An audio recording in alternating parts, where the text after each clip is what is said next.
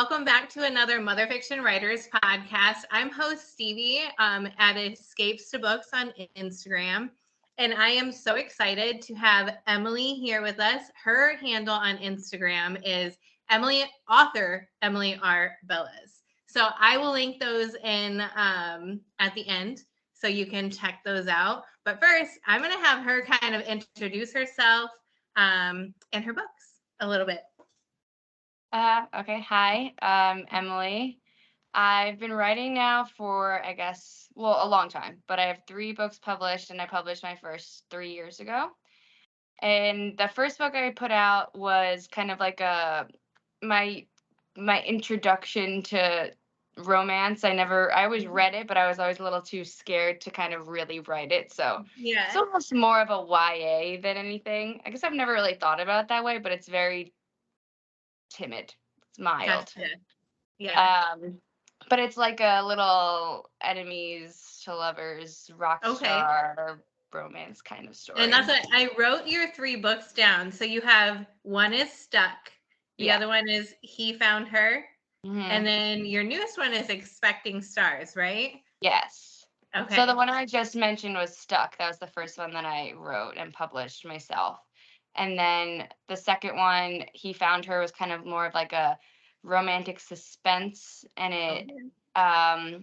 it's an alternating timeline between the present, the girl's perspective, and then the past is like the villain's perspective, which is not something that I've really like seen before. So I thought it would be fun to do.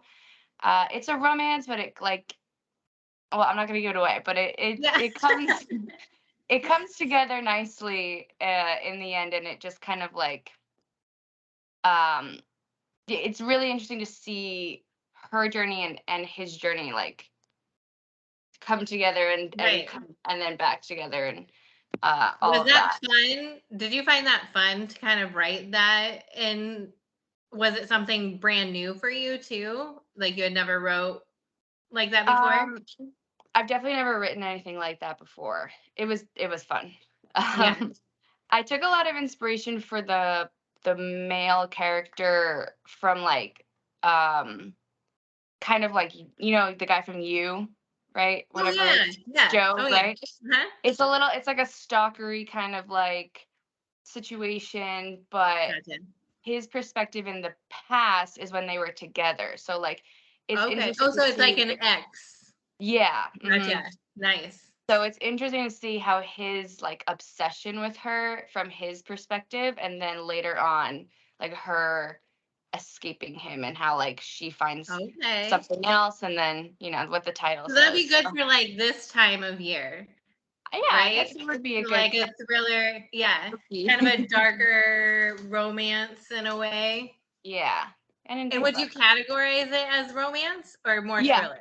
It's romantic suspense, because she has like a love story as well, kind of that like helps her towards the end. Oh, nice. Okay, awesome. And then the third one, I think it's gonna fall. My third one is Expecting Stars. The newest one just came out in, I think, May or April, and it's spicier than I've written before. So I was glad to kind of be able to like break out of that. Honestly, I just think about like my grandma and my dad, and I'm like, it's always in the back of our heads, because I do the same thing. It took me, I think that's why I was afraid to share any of my books, because there was always where it kind of crossed the line. Well, I told my dad, I'm like, listen, I write these books and I'm happy that you read them, but I don't write them for you. So look over those parts. Ignore all that stuff. Exactly. No, I get that. So this one, was it fun? Was it exciting to finally get that out there? It was, and I was glad to kind of be able to market it a little bit more that way too, because that whole like TikTok, all that stuff is very like heavy on those scenes, and those are the ones that draw people in. So I was like, okay, now I actually have something to say. But for that book specifically, I like it the best because I think I connect with it the best. It's about a kindergarten teacher and a chef in New York City. Oh, nice. So I live in New York City, and I am not kindergarten, but I'm an elementary school teacher. So I was able to really draw a lot of like from my real life and all of the like locations in the book or like real places, and it was I just love that. more Yeah. fun for me to write.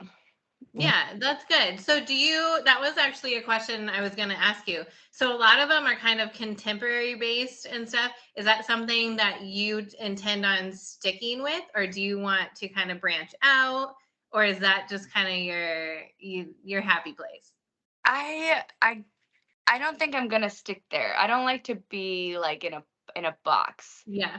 which is difficult because as an author, if someone likes your book, they want to read your next book and they want it to be kind of like your Right. first book they just read. And I always think of Emily Henry. Like I love Emily Henry books, but Mhm. they're all like this, almost not the same, but they have the same Right. vibe, same You know like, what you're getting into. yeah, and it's Yeah. great. I love the journey the whole time.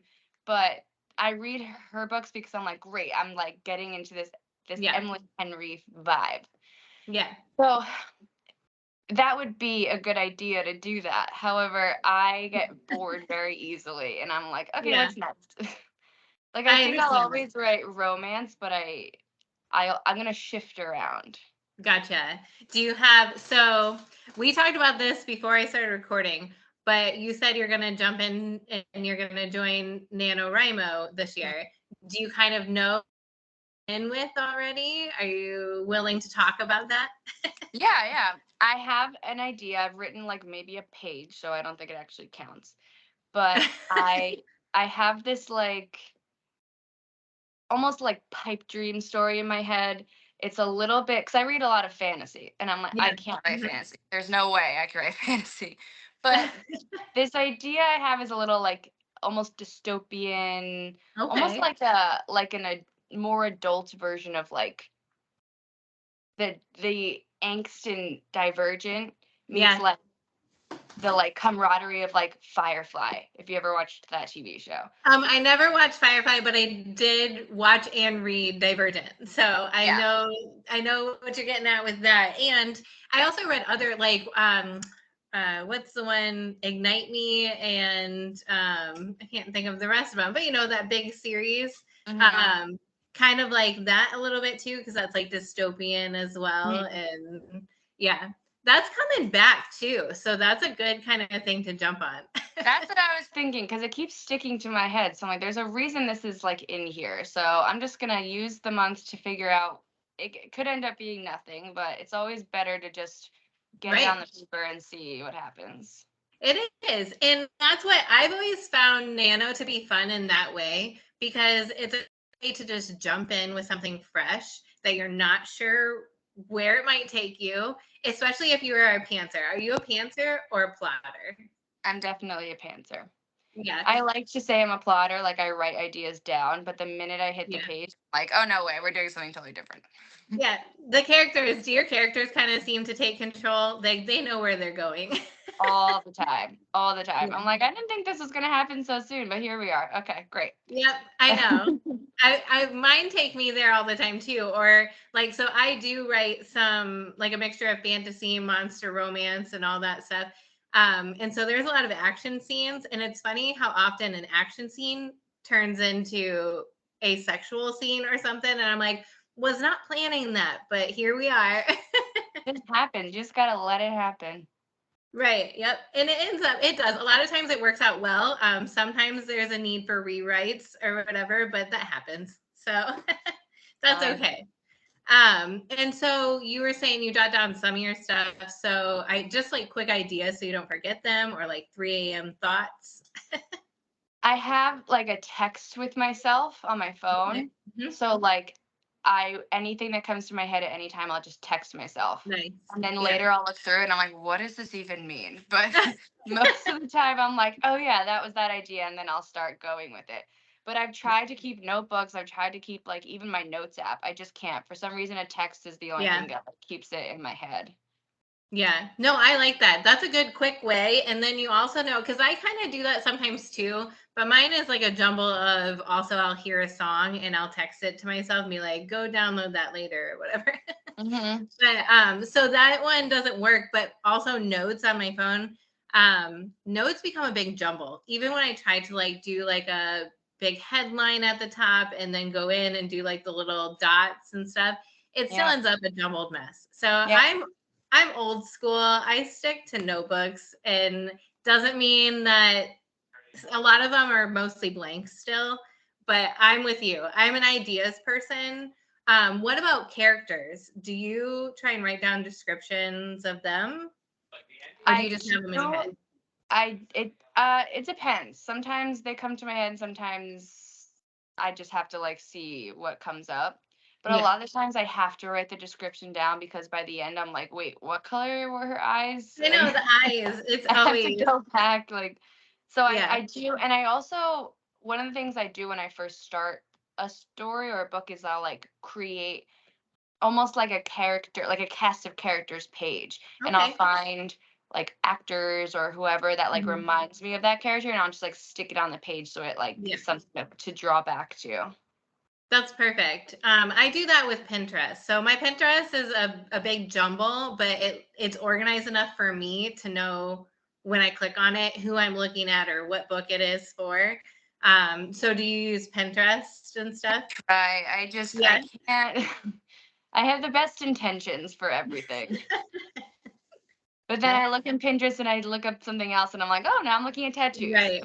Like, okay, great. It is. It's easy to scroll too. Like if I catch myself scrolling, I have to shut it down. Then I'm like, I'm lost now. Now I'm not where I started, and I need to just be done. Yeah. So I understand that. Do you, when you go in, so you just use your text? What do you write on? Do you have like Scrivener or just Google Docs or? I was using Google Docs for a long time, and Mhm. then I got Atticus. So Okay, I yeah, was using Atticus for mainly for formatting.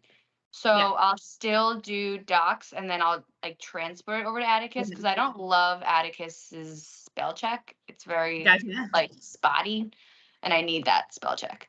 Yeah. So I'll do docs, go over to Atticus, and then when I'm ready to like format, since I published myself, then I'll do everything there.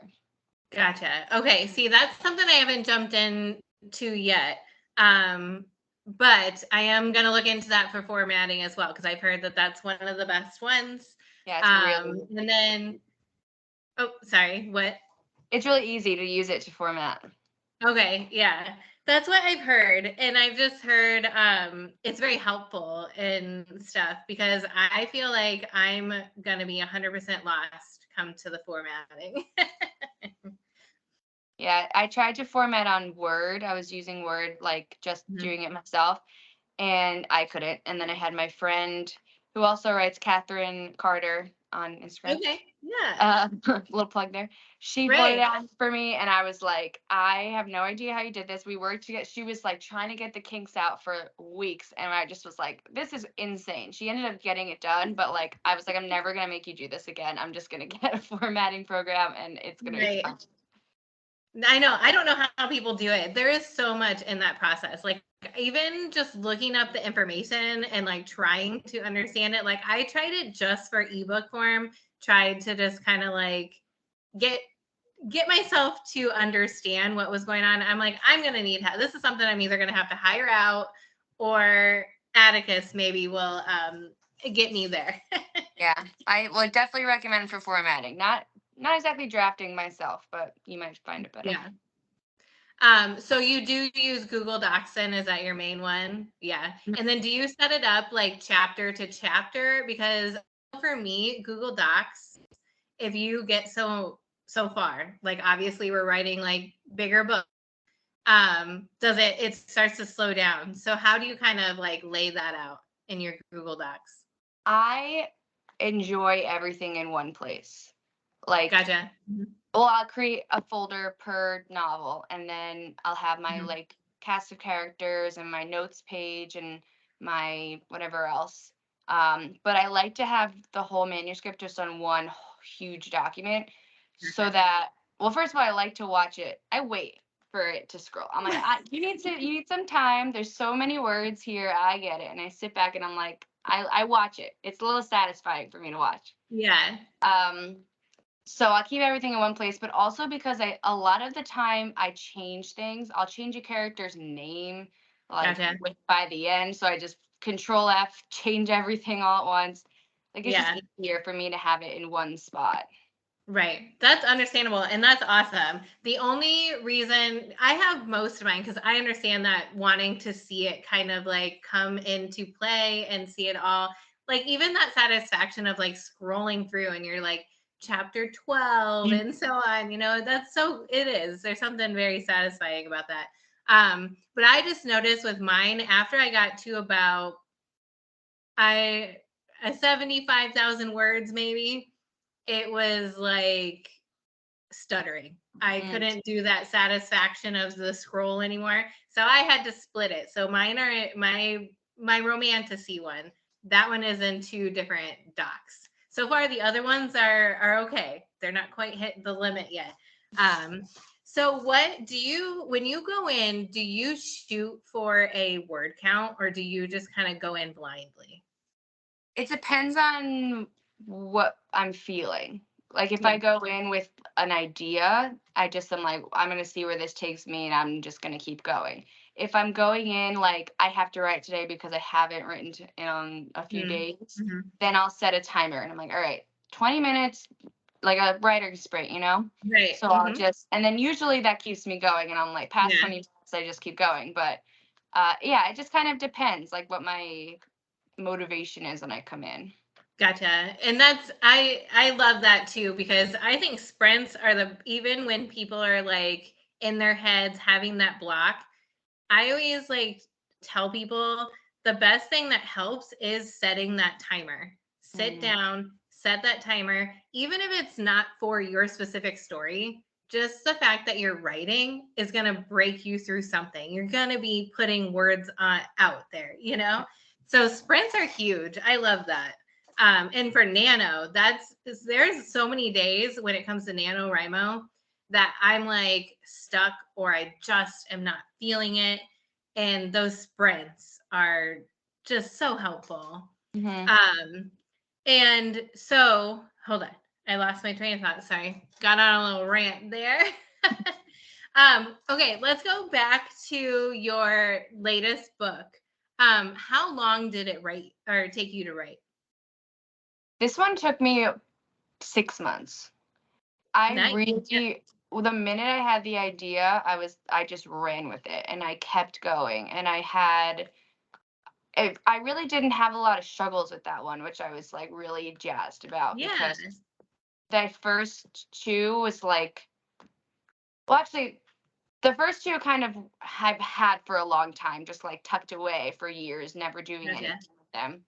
But then once I did publish the first and then the second, by the time the third one came out, I was like, oh, I can totally do this. I've done it twice. So Yeah.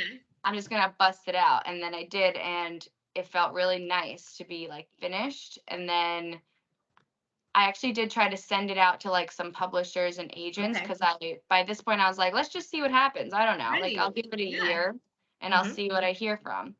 I heard a lot of rejections, which was, Yeah. par for the Yes. course.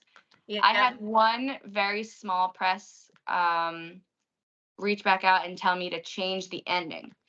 So it's like, Okay. okay. So I changed the Yeah. ending and I was like, all right. And then I ended up liking it better. So I was like, all right, I guess they were right. This is better. Okay. Yeah. But there are two versions of that book. One that's published and one that is on my docs that has a totally different ending. But I sent it back and I didn't hear anything. So I was like, okay. Yeah.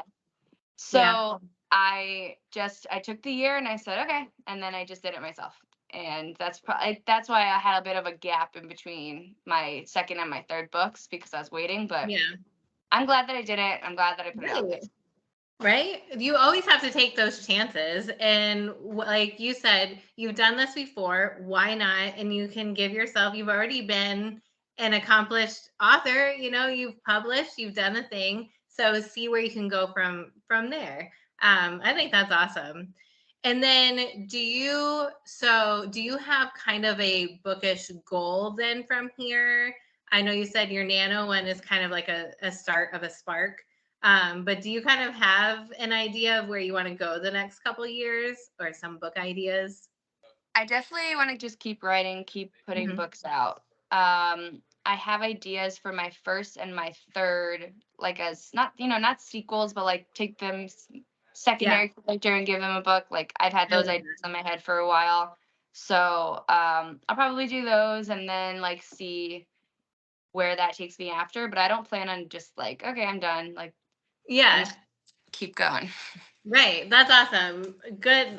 That's my goal as well, is once I'm out there, just keep going. Keep pumping them out until I'm done.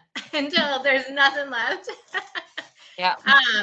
And then I was gonna ask, what made you kind of want to choose the public or the indie publishing as your route? My first book, I wrote it years and years and years ago when I was like a teenager.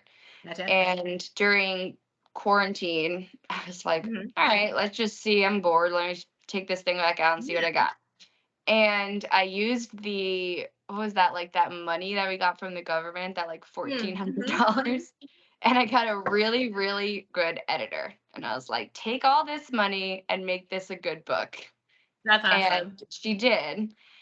And she then talked me through like if I should do traditional or indie. And I went back and forth over and over. And I was just like, you know what?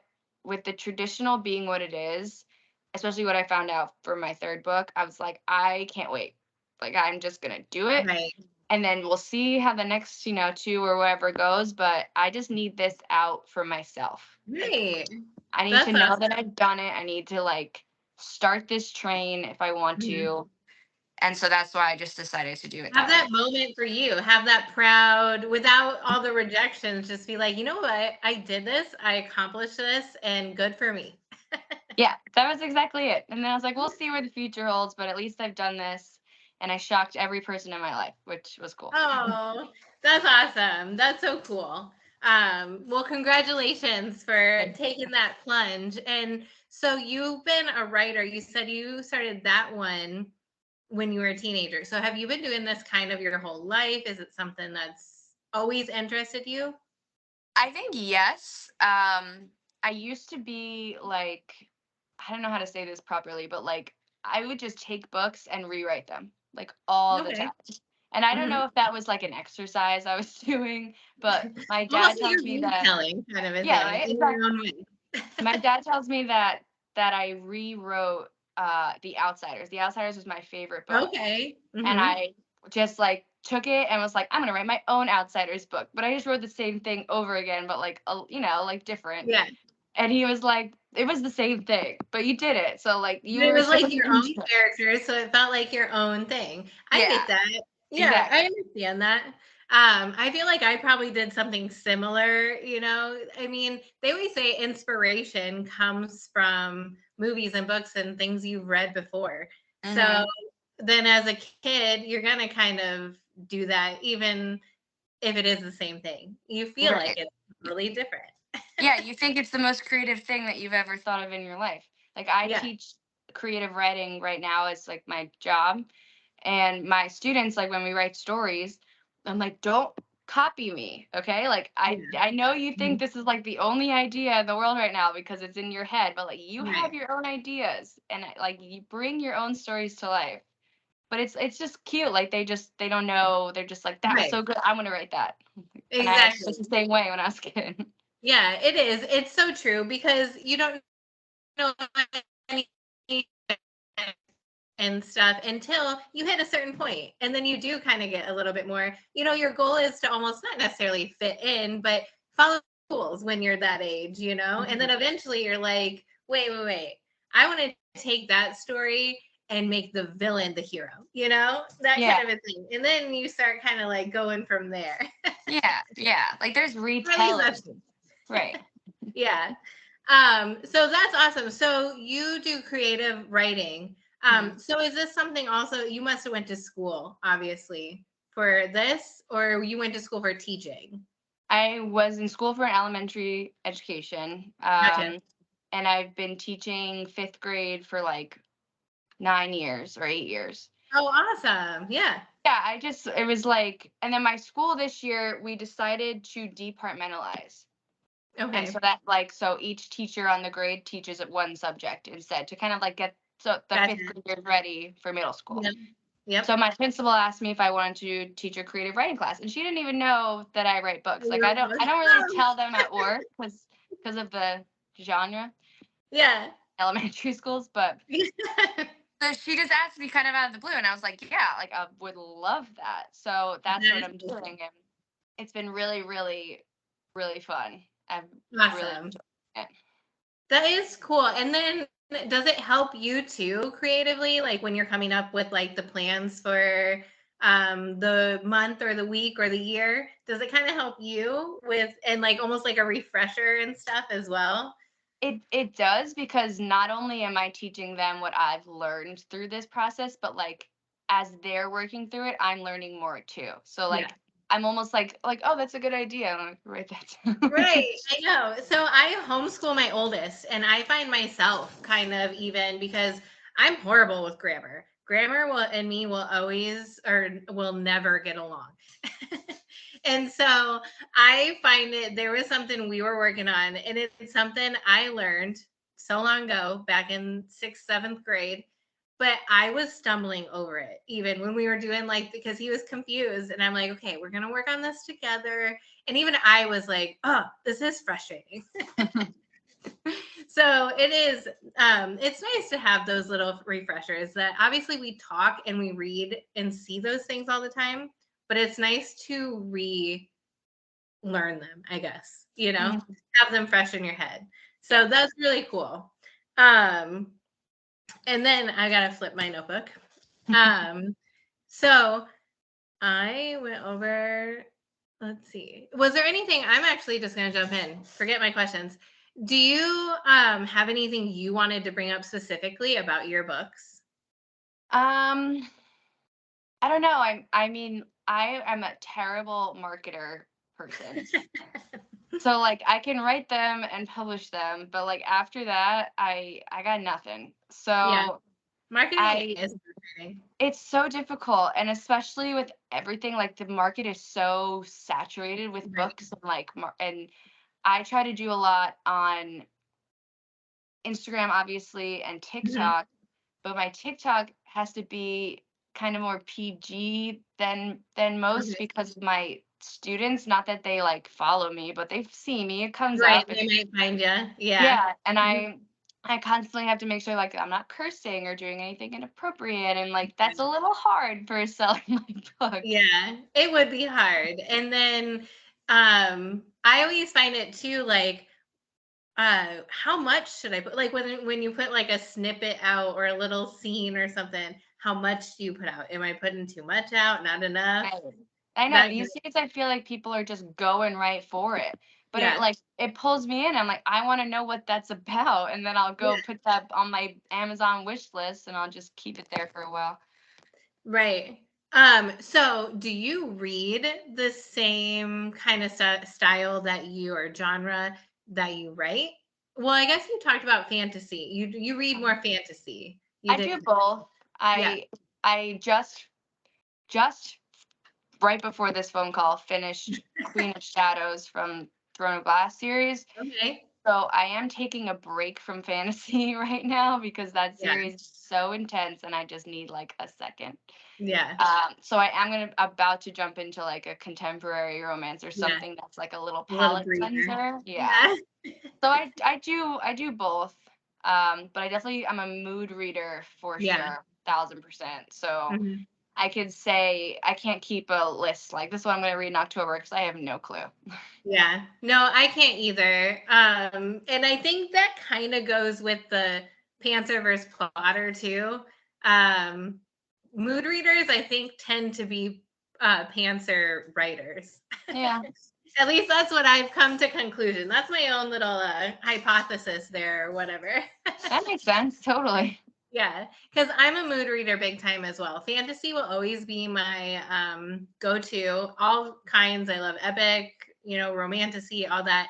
But I do find when I'm deeper into my writing process, I need those palate cleanser books. I need those like the monster romances and the ones that are just quick reads. I don't have to think too hard. They're just entertaining, right? Yeah. Yeah, it's exactly. I was looking through my Kindle just before this. Like, what do I need now? What am I Yeah. reading that's like less than 400 pages? We were talking about like genres and what we read and mood reading. Do you often, when you maybe go over, like you're reading Queen of Shadows and stuff, like is there anything like a character or a specific even like sentence that kind of sparks you to want to go write something? Yeah, if that could happen anytime, like anywhere. Yeah. Doesn't actually happen a lot when I'm reading. It happens when I'm like listening to music or Okay. Mhm. like like overhearing conversations on the subway or something. Like things like Gotcha. that are more than books, because in books I feel like I close my creative mind off. I'm gonna focus on someone else's creativity Yeah. right now. You're immersed in someone else's world right now. Yeah. Yeah, yeah. Yep. I can But see that. definitely music, definitely just things I see outside or like Yep. experiences. Yeah. That's why I get that because I always I had someone interview me and I felt like I was talking about trees. And I'm like, I feel so weird saying that, but I'm like, I don't know how to explain where I can be outside and just see like or hear the wind or something and it sparks something creative, Yeah. that I'm like, oh yeah, that'd be interesting. Um and so you talked about music. Do you create playlists for your books or your characters? I don't do that for my books. I've always wanted to. Again, the Yeah. best intentions, but like I just I do create playlists for myself based on the Gotcha. book. So Mhm. like as I'm because I can't just have nothing. Like I need sound, I need Yeah. white noise, rain noise, music, something like that. But each book has its own playlist that I listened to while writing it. Gotcha. So kind of, but not like Yeah. for the character. Right. No, that's cool. I like that because do you listen to more like so you said you have to have music while you write or something in the background. So do you listen to more like classical, instrumental, pop music or heavy It metal? honestly, it depends on the scene and like what I'm doing. So like Mhm. I'll put on kind of like spicier song if it's like a Yep. spicy scene, and Yep. I'll put on like an instrumental if I really really need to focus on Gotcha. something. Mhm. But sometimes if it's just like a fun scene, I'll throw on like a fun song. Right, like something you wanna dance. So you're dancing while you're writing? Yeah, sometimes. Yeah, no, that's awesome. I like that. That goes with the pantser and the mood reader. That's a good way to get, your brain flowing. Yeah. Because I create lists as well, like music. I love it.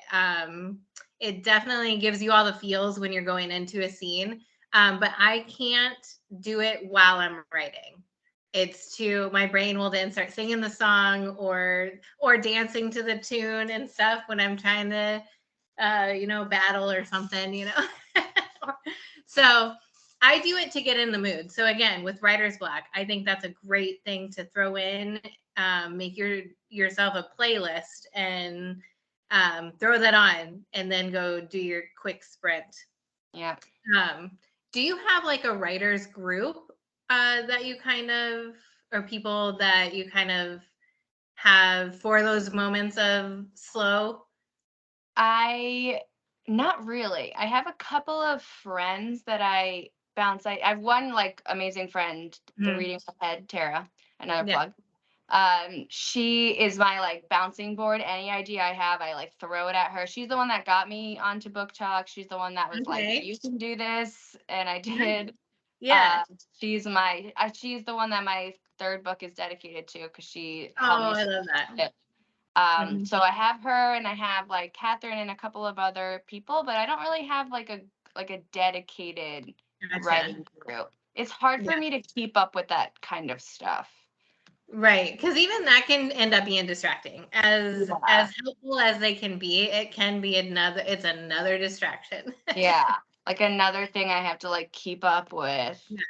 Mhm. It's difficult. That's more difficult for me. I'm better in small groups. Yeah. No, I totally understand that. I get that. Because I try and do that for Nano. I need like a someone just to like an accountability partner, that kind Hmm. of stuff. But otherwise, throughout the year, I definitely have found I've tried to join things, but I found it's easier to kind of like set my own goals and go at my own pace. Anything else? I did see, so you turned 30 not that long ago, right? I did. Well, happy belated birthday to you. And did you have some big goals before, like writing wise, before you turned 30? No. No. I tried not to do that whole like before I'm 30 I have to do Yeah. this.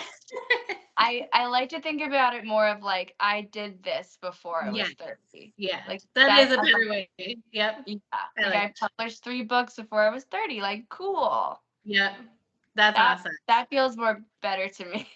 That is huge. That is. I'm 35 and I'm still sitting here struggling to get something out. So that is awesome. Congratulations. Thank you. And so, where can people find your books? I'm exclusively on Amazon right now. Okay. I will eventually like to branch out to like Barnes and Noble. Yeah. I'm trying to like work on my own. I have a website, but it doesn't like have a link to buy my books for myself. I'm trying to work on that. Because Amazon's a little bit limiting. But my ebooks are on Kindle Unlimited, so that's pretty Oh, cool. there you go. Yeah, there's a lot of people with Kindle Unlimited, so definitely hit those up. I will be. So I get into like contemporary when it comes to Christmas time. For some reason, contemporary ends up being my jam. I think because it's so busy, it's easier. Again, you don't have that giant world building. You know, New York. You know, a small mountain town in Colorado. You know, that kind of stuff. So I will definitely be adding. I think I added your newest one when we first kind of connected. I think I added that one to my TBR. I guess I did have one more question. Characters.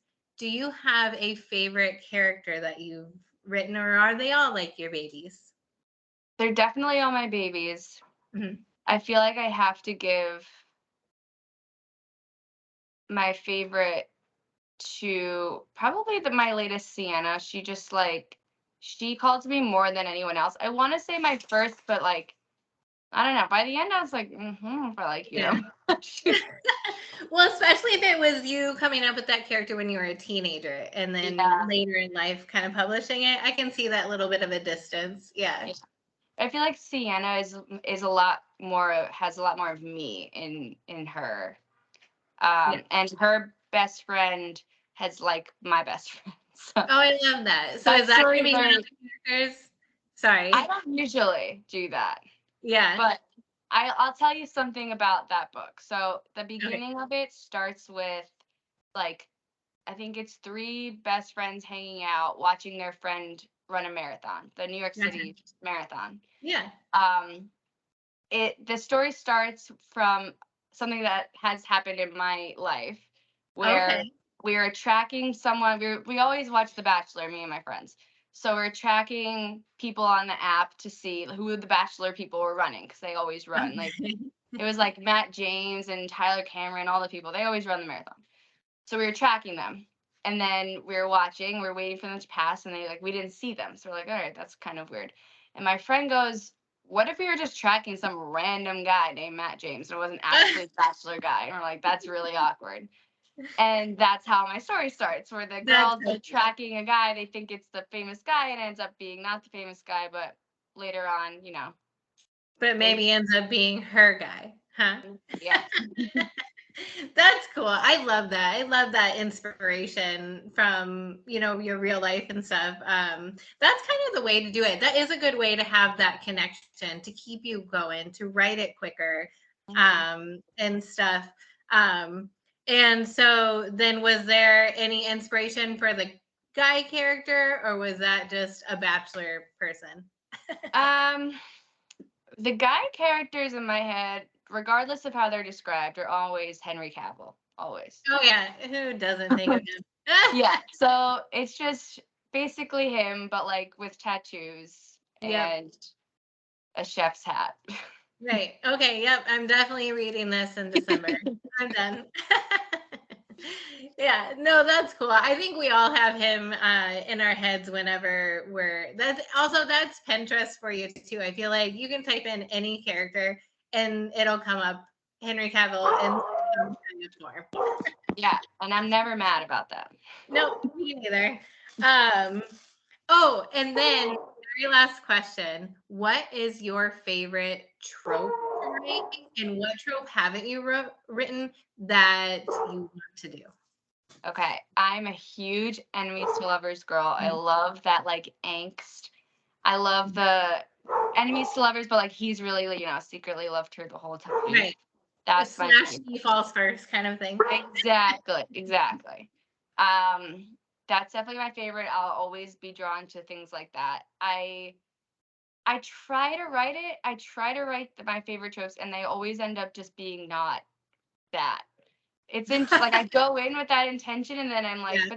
but I like him, and he's nice, and like, Right. The characters tell you no. yeah, We're not exactly. Like Yeah. the guy that's in Expecting Stars, his name's Ben. He's supposed to be like this big burly guy, and he ends up being this like marshmallow sweetheart. And Yeah. I'm Like a cinnamon roll. But we all love the cinnamon roll characters too. and yeah, Everyone who loves enemies to lovers also give a cinnamon roll side character or main character.